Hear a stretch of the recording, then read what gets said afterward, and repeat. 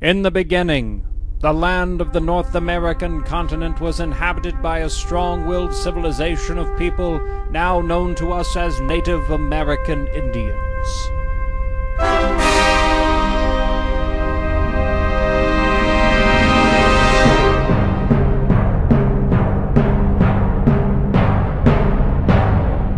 Then from across the pond, sent by rulers and monarchs in search of fantastic riches beyond the imagination, there came white people.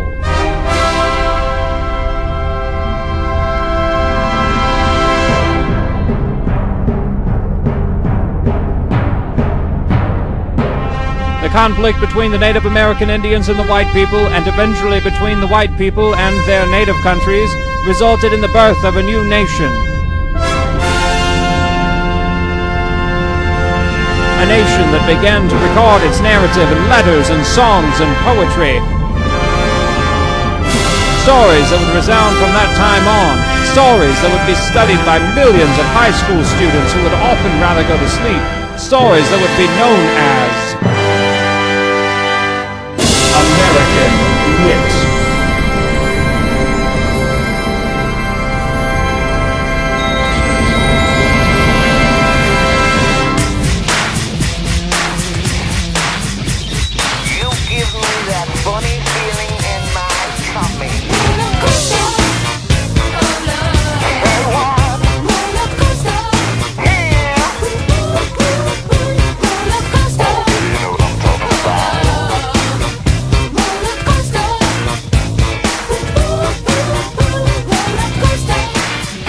Well, hello again, and thanks for joining us in another one of these diddlies.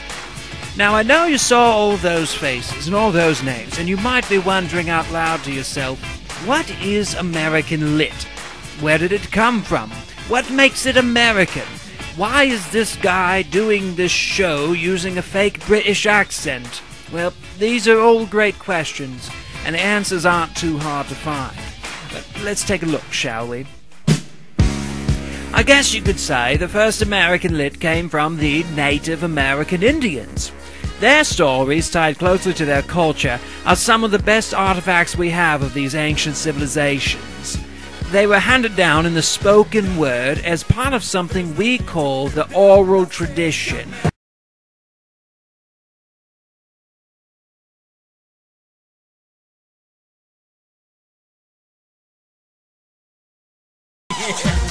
Now, when all these aforementioned white people showed up on their boats, they brought their own ideas of literature with them too.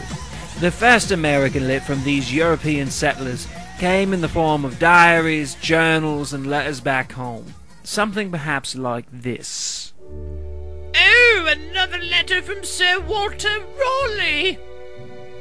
Dear Elizabeth, the new world is pretty awesome. We went hiking today. We found a waterfall. We named it after you. Ooh. We also could use more money for our expedition. So, you see, these letters often told stories. True stories. Non-fiction, if you will. And from these letters comes an age in time known as the Puritan Age. Now, the Puritan Age is best known for the people it's named after. The Puritans. A short list, if you will, of characteristics of Puritan literature. Do you find yourself attracted to members of the opposite sex? Do you find yourself lusting? Do you like dancing? Do you like smiling? General merriment? Then you are going to hell! Focus on two things, prayer and work, and you'll be fine! So, there you go. If you didn't mind hard work, and you could go without smiling, dancing, lusting, or finding yourself attracted to members of the opposite sex, you'd make a great Puritan. This meant that Puritan literature was mostly about prayer and work, and what happened if you lapsed on either. You can imagine this was not a fun time for American literature.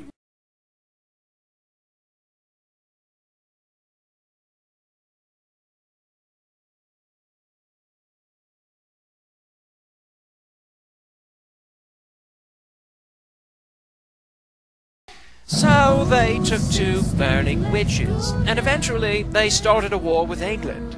Thus was born the United States of America. And what a time in America it was. They began building things all over. Cities were planted all across the landscape, and they quickly filled with thousands of people. And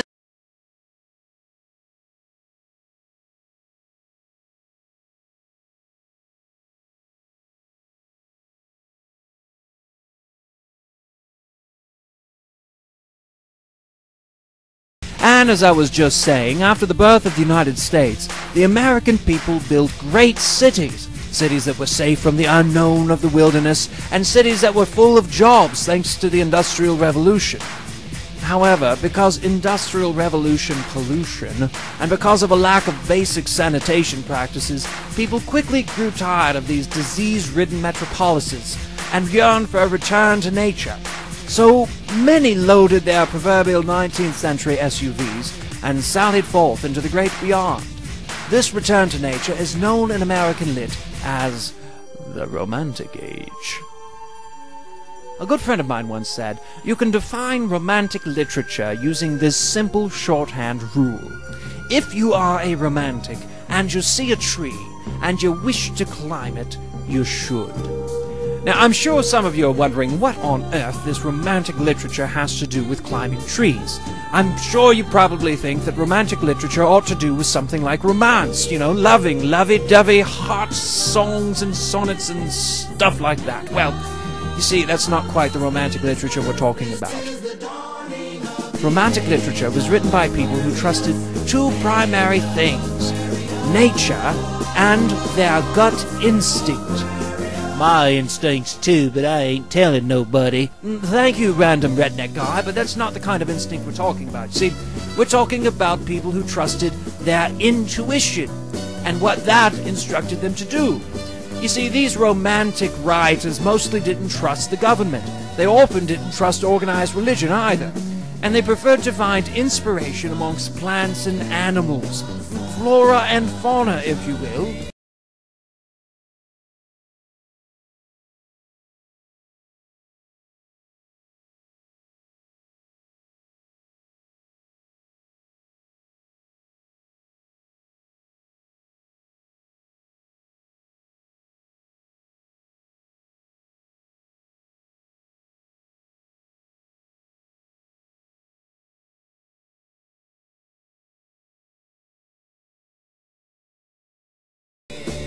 Now, all of this romantic literature and lovey-dovey with nature worked just fine until Americans got royally ticked off at one another in a little skirmish we now know as the Civil War.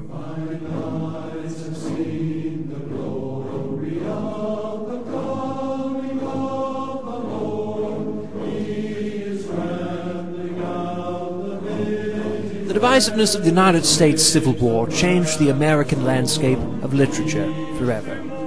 When Abraham Lincoln and the Republican Party took arms with the secessionists in the South, the conflict tore the nation apart and claimed the lives of over 620,000 soldiers, the bloodiest war in American history. America, through the blood of its sons, was born again. In American literature, this resulted in what we call the Age of Realism. You can imagine that the nation had plenty from which to recover, what with more than 500,000 dead from the war. And the love of nature from the Romantic period didn't quite cut it anymore. Realism infected literature, bringing blunt honesty to its stories and poems, as well as an utter lack of sentimentality. This realism is the same period that brought Stephen Crane, who wrote in his poem In the Desert the following words: "In the desert I saw a creature, naked, bestial, who squatting upon the ground held his heart in his hands and ate of it." Eating your own heart, it's pretty serious stuff now.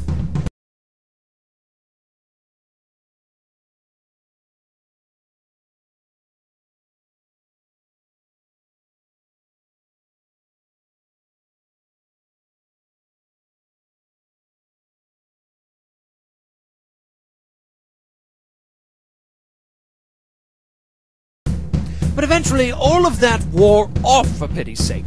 And with the turn of the century and the arrival of the 1900s, there came a lot of new, nifty things in America. Telephones, electricities, radios, and best of all, indoor plumbing. The economy picked up in a period American historians now call the Roaring '20s.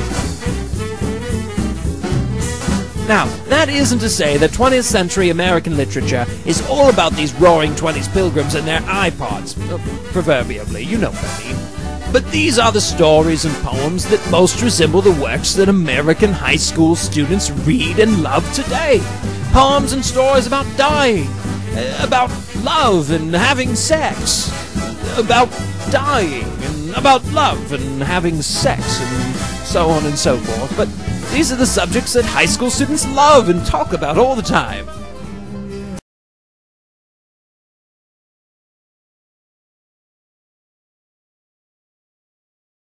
And sadly, the early 20th century is probably as far as your English teacher will get in your American Lit class.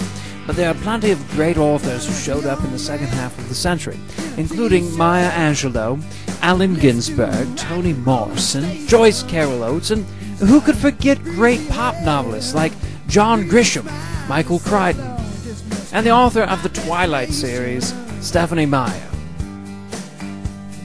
So, my friends, there you go. That is American Lit. You might have wondered all along why this film often seemed to resemble a brief lecture in American history. But the truth is, history makes American Lit what it is. History is the engine that drives American literature. Hopefully this film has given you a perspective on where American Lit began and how its influences have changed over the course of centuries to make it what it is today. To learn more about American Lit, I would personally advise you to take good notes in your American Lit course, read all of the selections assigned, and ask good questions. As I've said many times before, in some way, shape, or form, music may tame the savage beast, but Americans, they wrote about it. American Lit.